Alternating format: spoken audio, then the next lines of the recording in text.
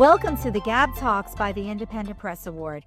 I'm your hostess, Gabby Olzak. To participate in the 2026 Book Award competitions, please visit independentpressaward.com and nycbigbookaward.com. On this episode of the GAB Talks, we're so excited to welcome author and journalist Jeremy Clift. Jeremy's debut sci-fi novel, Born in Space, Unlocking Destiny, is a distinguished favorite in the 2025 Independent Press Award in the audiobooks category. It was narrated by Gabrielle Gums-Gordon. His second book in the Galaxy series, Space Vault, The Seed Eclipse, is also a distinguished favorite in the 2025 Independent Press Award. Jeremy Clift is a science fiction author and former journalist. His first work of fiction, Born in Space, is part of his Sci-Fi Galaxy series of novels built around the growth of orbiting space habitats and the exploitation of asteroids. He examines what life might be like for the first children born off Earth. A former nonfiction publisher with the International Monetary Fund in Washington, D.C.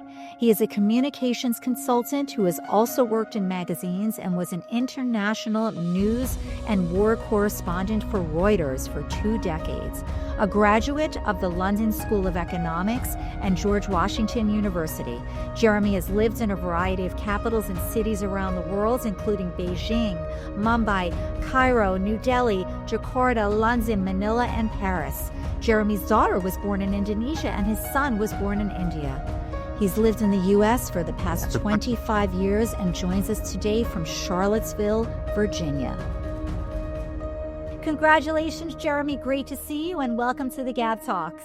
Thank you so much. Thank you very much for having me. Oh, it's a pleasure. So, before we get started, Jeremy, I'd love our listeners to get to know you, and then we'll delve into the books. You've had a fascinating global career as a journalist. What did you experience that led you to sci-fi and your interest in space exploration? Is this something that you had a fascination with as a kid? No, not really. I started writing sci-fi after I was at the International Monetary Fund, and when I retired, I thought, okay, what's my next avenue? And at that time, there was a lot of chatter about exploiting asteroids. And I was thinking, what happens if man captures an asteroid and we start to mine it? It's going to alter the global economy in amazing ways, a bit like when the Spanish invaded Latin America in the 1600s and sent back gold ships to Europe, and it caused this enormous inflation in Europe. One asteroid is worth trillions of dollars, apparently, and it will completely upend the global economy. So I thought, well, that's an interesting starting point. And then I was thinking, well, what would it be like to live up there? And when I was in India, there's a community called Anglo-Indians who were born in India. They referred to Britain as home, but they'd never been there. And so this idea is that you have some children living on a space habitat, looking down at Earth all the time, like from the International Space Station. You can see Earth constantly, but you're brought up on a space station without any of the input of a normal childhood.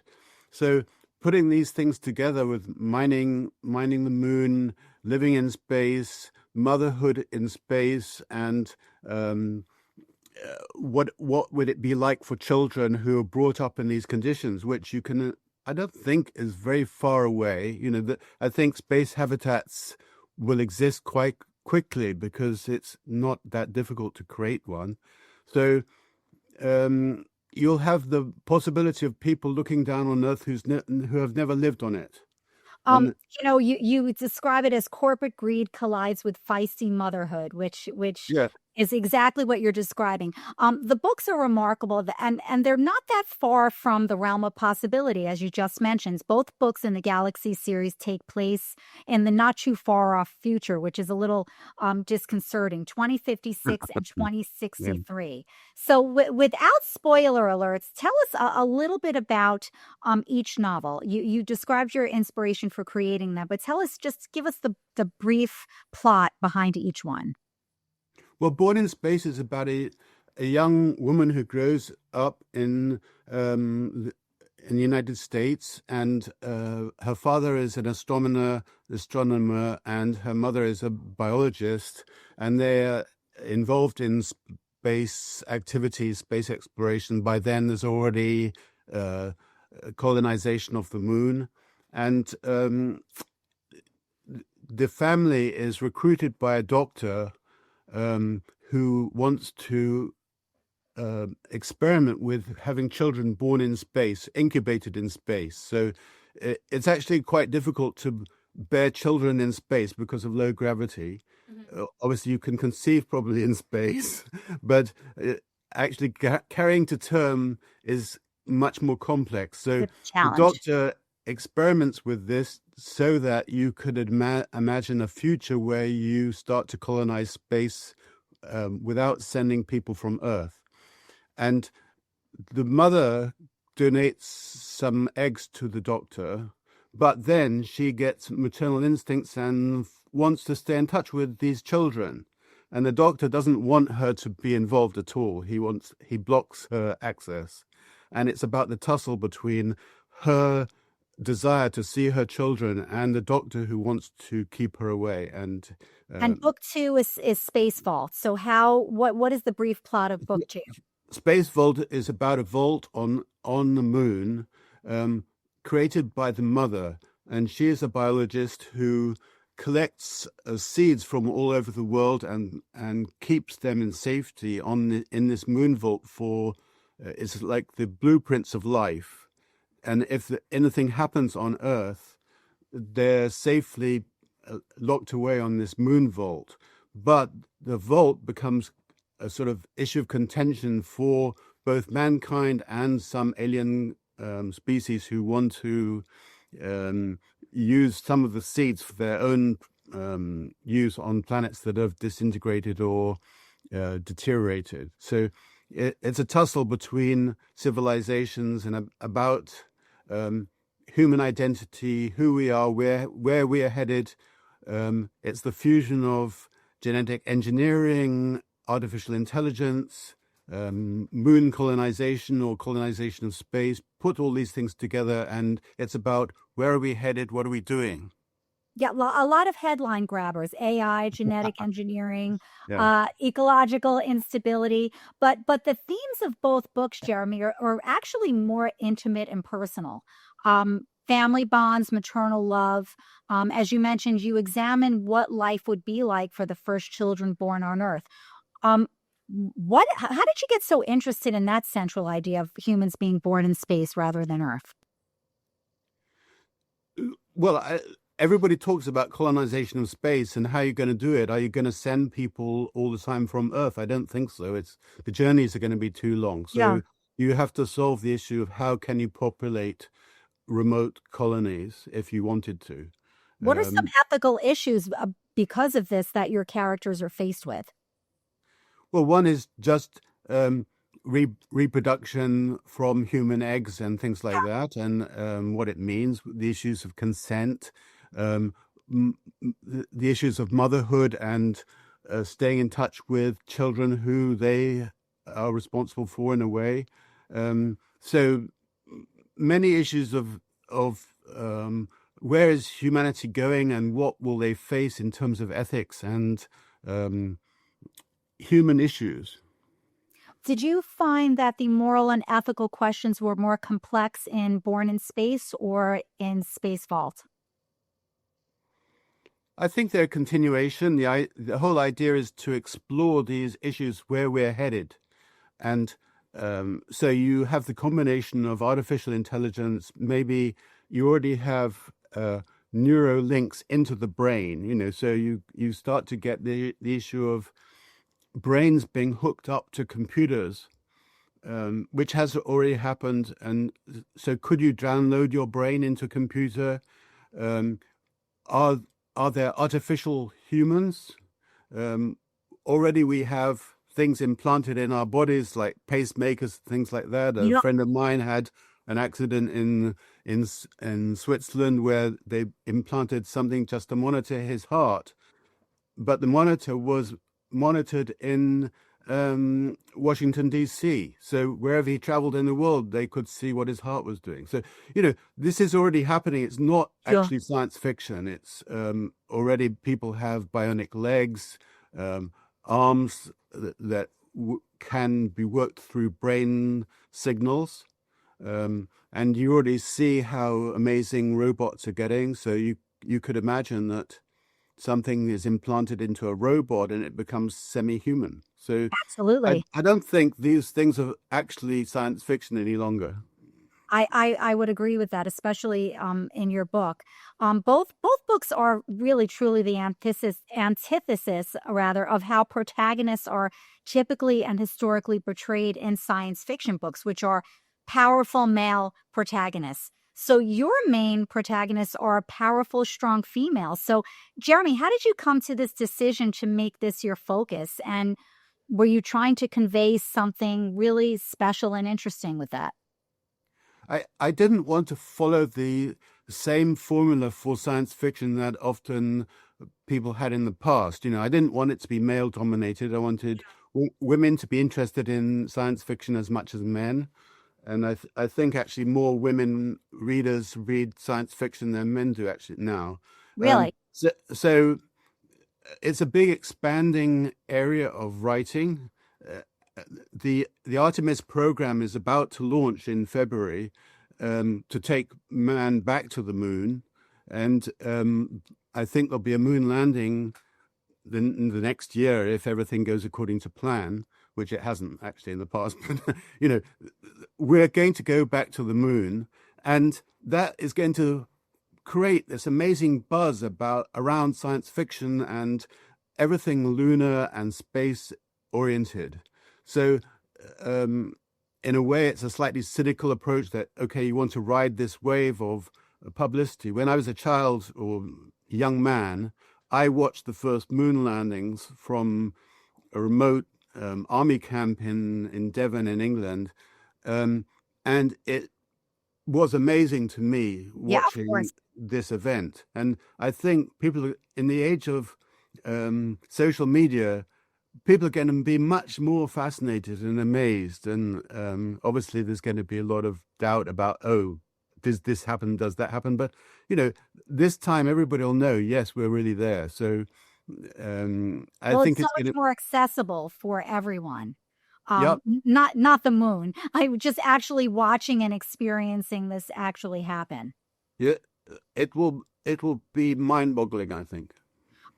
Both books in the Galaxy series have been described as emotionally charged, complex, thought-provoking, cutting edge, which that's wonderful. Congratulations. As the author, what is the underlying philosophical question that you almost demands that we as the readers ponder? I think it's a combination of issues. Number one is trying to convey how wonderful Earth is. Yeah. So it's a sort of love story about Earth in a way, because Earth is our planet and we want to keep it special, even though we go elsewhere, even though we populate other places and maybe it'll be successful. Certainly, I think we can have habitats in space quite easily. And you can imagine people living in space for quite extended periods of time. But all of these things together are going to challenge us a lot, and we'll have to change the way we approach things. What about the question, who owns life? Yes, this is one of the central questions. The corporations now like to patent things, and the book sort of implies, you could patent life itself, and there's obviously resistance around that. But as you if you have a bionic arm, is that arm owned by the company, or who owns it? If you had a brain implant, who owns your brain? So it's starting to get really ethically challenging for us all. Did you discover anything positive or negative about our universe from writing the Galaxy series? I I I realized how difficult all this is going to be, and how enormous it is, how many billions of stars there are, and it's just extraordinary that we're just on the edge of everything. This is just the start of some amazing journey for humankind, I think, but it's going to be transformational for everybody. And not too far into the future, too. I think so. I think it's all starting. There's so many inventions and a lot of progress being made and coming together. So you put all these things together, it will jumpstart our journey. So, Jeremy, what tools did you utilize to kind of manage the narrative and keep it exciting, but also believable and compelling? Like you said, it really almost isn't science fiction.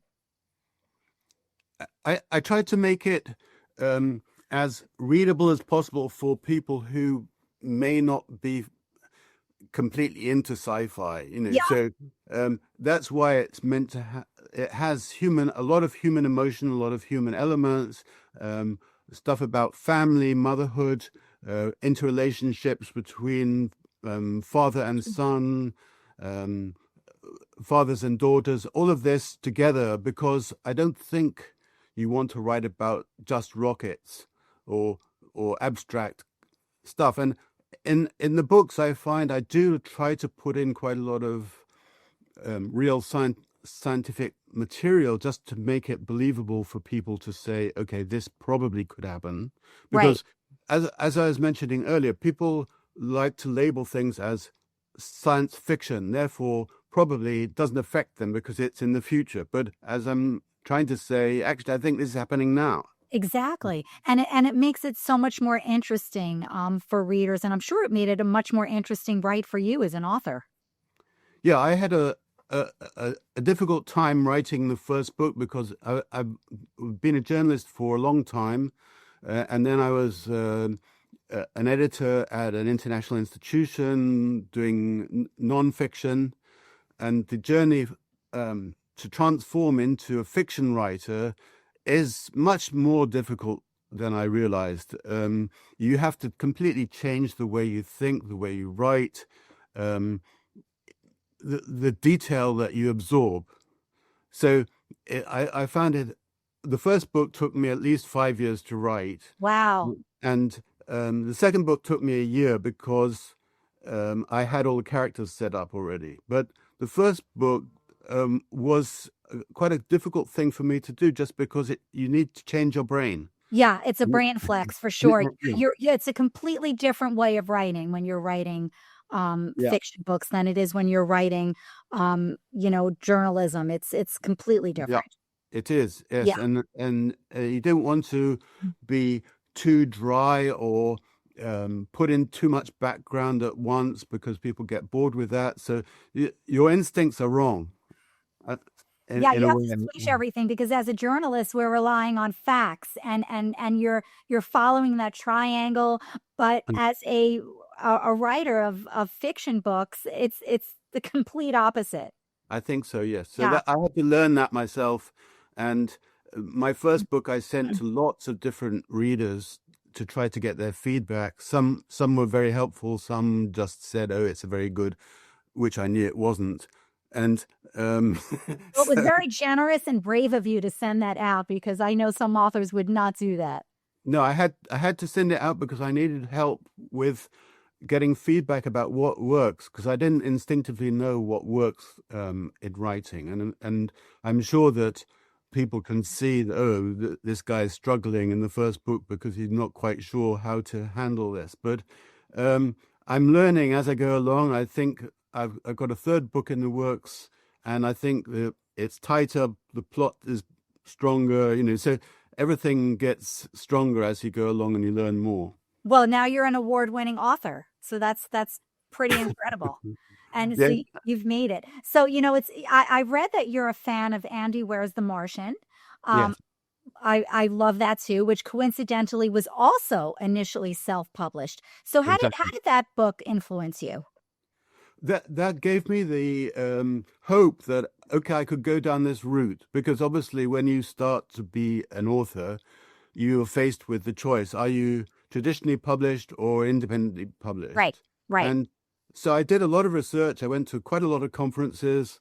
I knew how ignorant I was, and I was starting out. I wasn't totally ignorant in the sense that I was a publisher of books because I You worked published in publishing. a lot of other people's books. So Yeah. I thought, oh, I know how to publish books, but in fact, um, you have to learn a lot. So I attended a lot of conferences and things, and one of the stories that I heard about was Andy's the way he first published his book. And I thought, well, that's a very interesting approach, and it means that you sort of cut out the application approach to traditional publishers, which I knew would be a long and tedious process. And I Mhm. thought, well, okay, I know some of this stuff, I can learn other parts of it, and I can get lots of feedback from readers where possible. And so I decided I'll go down the self-publishing route, and so far it's been an amazing journey.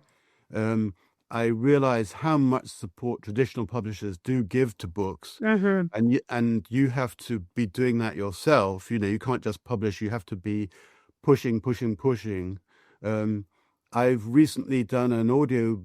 The first version, the first book, Born in Space, has been made into an audio book, beautifully narrated by Gabrielle Gums Gordon, who lives in California.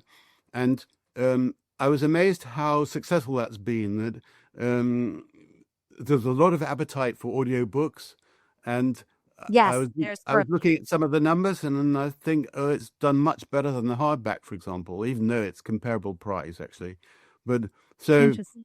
Well, people uh, that like to actually listen to audiobooks often when they're driving, yeah. which, was great. So as a self-published author, Jeremy, what was the most influential piece of advice you were given? And pay it forward, what would you offer to aspiring self-published authors? Well, the big thing I learned out of these conferences is if you're self-published, you need to write a series. And because the amount of effort it takes to put into marketing your book, it's cumulative. And with a series, you start to build on the previous books. And that is true. That's happening with my books. So um, the biggest thing was write a series, which is why I set up the first book, Born in Space, with 7 children. So theoretically, there could be 7 books Ah, if see, you're not that was careful. so clever. And the second book, Space Vault, starts off with not too many spoilers, but one of those children. And you said you have a third book.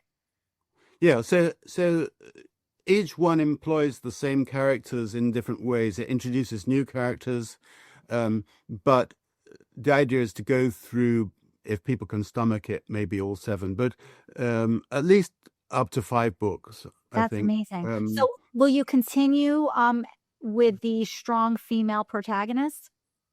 Yeah, I think people like that. Although the third book has um, a male protagonist as well, who the intersection of one of the sons trying to um, make peace with his father, or at least outgrow his father. Okay. So um, Well, it's it, interesting to have a male perspective also, of course. uh, it's not meant to be one-sided or the other. It's Yeah. just meant to have sufficient interest for everybody, and sufficient emotion and depth and empathy within it. And when is the pub date for that? Or are you still working on it?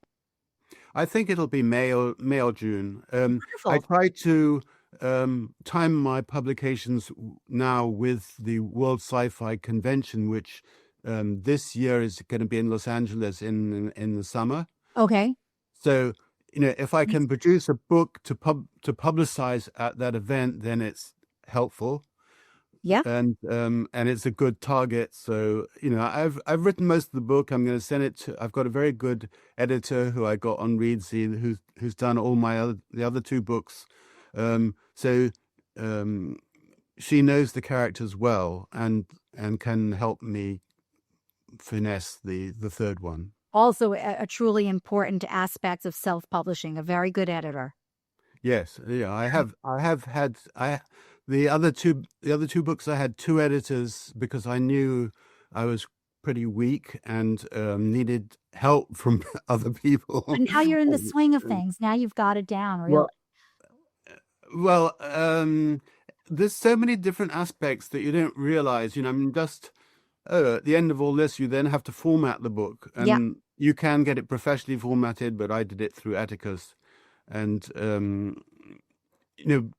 formatting for different types of book, you have to change things a bit because the page count comes out differently and where things land. So it's a complex thing. Each stage is complex. Yes, it is. Okay, so getting back to The Martian, and it was made into a movie, as we know. Comparisons of your books have been made to Interstellar, which I can see that. Do you have dreams of the big screen? Who do you envision playing Teagan, your main protagonist? Well, no, I don't think of who could possibly play the main characters, but I would obviously love it if the books were made into something.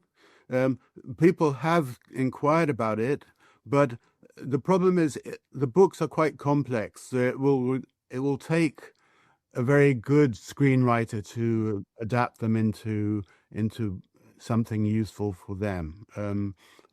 When I was much younger, I did courses on screenwriting, and I realized actually it's a bit of a waste of time because normally directors or producers want to write their own script anyway. Yeah. So I thought it's much better to write novels and let other people do the work. Absolutely. So, Jeremy, what do you want readers? Just our last there. What would you like readers' last thought to be when they turn the final pages of Born in Space and Space Vault? I think amazement, if possible. There's so much happening, and if you can just take into account some of the ideas of in the next year, there's going to be so much progress in terms of where mankind is headed, colonization of the moon, next step, walking again on the moon, asteroid development, things like that. Almost occupation of space, because there's so many satellites now around the Earth that we've almost all that space there is now occupied by humankind. And whereas in the 1950s or something there were about one satellite or two satellites, now there's thousands, I think hundreds of thousands maybe. So the takeaway is just amazement. Amazement of where things are headed and how are we going to be part of it. Awesome. So can you just hold up the cover of each book? I'd just like our viewers to... If you can see them, I don't know if you can see them, but Born in that's Space. the first book. And then the second one is book 2. Yeah, I'm sort of fairly primary colors. Yeah, they're great. The next one is going to be yellow. I mean, the next one is going to be blue, so that on the stand they stand out as fairly primary colors. Because I realize when you have thumbnails on Amazon or something, you need to stand out. Absolutely. So where can listeners follow your work or support what you're creating next? Well, all my books are published on Amazon. Then I branched out into other sites. So, I've gone wide on the first book. And as I mentioned, the first book is now an audiobook as well. I have my own website called jeremycliftbooks.com. That's what I was looking for. Excellent. I think I mean, I don't think I sell much through my website. I'm not one of these brilliant marketers who. Well, the website is actually very, very good and also really interesting. I try to make it visually interesting. It is. Uh, there's lots of people who've experimented with direct marketing, and like you've got the Book Talk shop and Books Buy and things like that, even Shopify. I haven't done all that because it just, you only have so much effort you can put in. But I definitely will try to expand my marketing and maybe make the website more useful. Well, Jeremy, thanks so much for joining us today. This was so much fun. We're really looking forward to the next book set to be published in May. Will we see you at book camp in April by any chance? Yes, I'll be there. Yes. Yeah. Excellent. Look forward to it. That's fantastic. I loved the last one. Yeah, it was great. Excellent. Well, thank you so much for joining us today, Jeremy. Thank you so much. Thank you. Have a great day. Join us next podcast when we chat with Gisela Rose, author of Elixir, Journey to Ancestral Alchemology. This is your hostess, Gabby Olzak of the GAB Talks. Until next time, keep on reading.